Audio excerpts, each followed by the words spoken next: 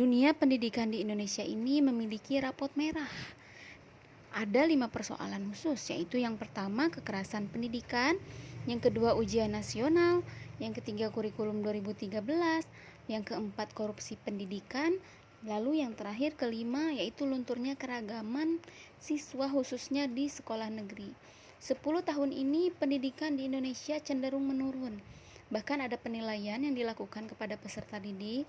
Yang pertama dari TIMSS tahun 2012 atau Trends in Mathematics and Science Study.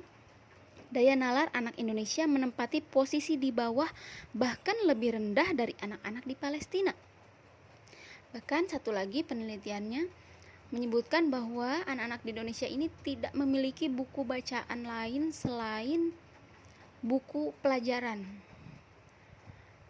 Daya analisis anak-anak di Indonesia rendah karena gemar membacanya pun rendah.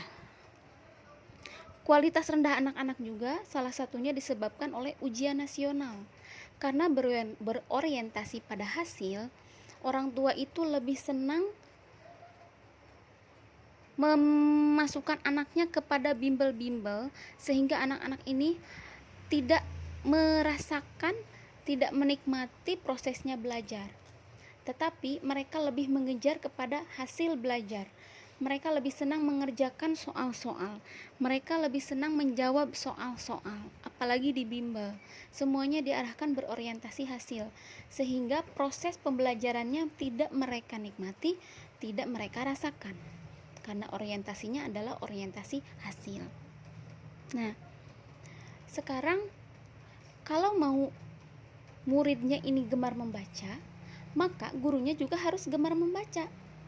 Jika muridnya ingin memiliki analisis yang bagus, maka gurunya juga harus memiliki analisis yang bagus. Begitulah kualitas guru akan selalu berkesinambungan dengan kualitas siswa. Seperti itu.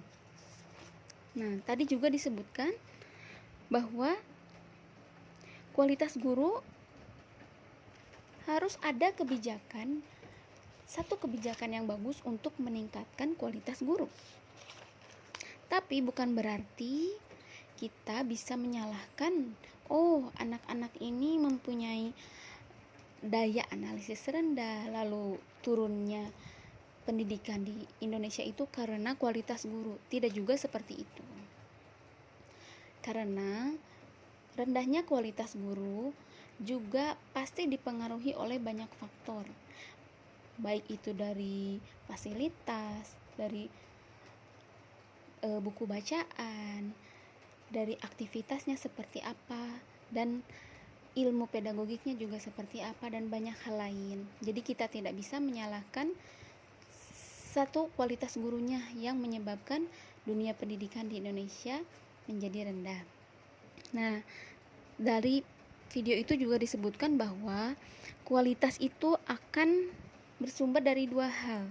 Yang pertama, kompetensi ilmunya atau pedagogisnya, lalu yang kedua komitmennya.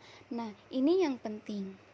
Guru itu bukan hanya diperlukan sekedar guru yang profesional, tapi juga guru yang mau terpanggil menjadi guru. Jumlah orang yang benar-benar mau menjadi guru itu sangat sedikit. Jumlah mereka yang pribadinya itu benar-benar terpanggil, dia menjadi guru karena merasa ini adalah panggilan Tuhan untuk mengabdi kepada negeri, untuk meningkatkan kualitas pendidikan, untuk mencerdaskan anak-anak bangsa. Sebagai seorang PNS, dalam kondisi dunia pendidikan saat ini, maka kita perlu meningkatkan kualitas diri khususnya sebagai guru. Guru yang taat hukum, taat peraturan, menjalankan tugas dan fungsi PNS, pelaksana kebijakan publik sebagai pelayan publik, perekat dan pemersatu bangsa. Jika dikaitkan dengan nilai-nilai bela negara dan kebangsaan, sesuai dengan 4 konsensus, yaitu yang pertama nilai Pancasila, tenaga pendidik yang berkualitas dihasilkan oleh jiwa yang terpanggil menjadi guru, memiliki nilai religius, taat beragama, agama sehingga muncul nilai kekeluargaan dalam dirinya, baik terhadap rekan kerja, murid maupun lingkungannya, sehingga dunia pendidikan menjadi selaras berdasar pada nilai kerakyatan dan pada akhirnya terciptalah keadilan bagi seluruh komponen dalam dunia pendidikan. Lalu nilai yang kedua yaitu Bhinneka Tunggal Ika, kebijakan dan sumber daya manusia dunia pendidikan penting memiliki kepedulian, keadilan dan gotong royong. Lalu nilai yang ketiga yaitu Undang-Undang Negara Republik Indonesia tahun 1945. Kebijakan dan SDM penting paham akan demokrasi sehingga muncul kesederajatan berdasarkan ketaatan pada hukum dalam undang-undang. Lalu yang terakhir yaitu nilai NKRI atau Negara Kesatuan Republik Indonesia. Meskipun kita berada di dalam wilayah yang berbeda-beda, baik yang di daerah maupun yang di dekat pusat pemerintahan, maka kita itu tetap dalam satu wilayah. Kita harus memiliki persatuan, kesatuan, kemandirian. Kita harus bisa mengembangkan diri dengan apapun yang ada di sekolah kita, di dalam dunia pendidikan kita maksimalkan sehingga dunia pendidikan akan menjadi lebih baik dan menginspirasi.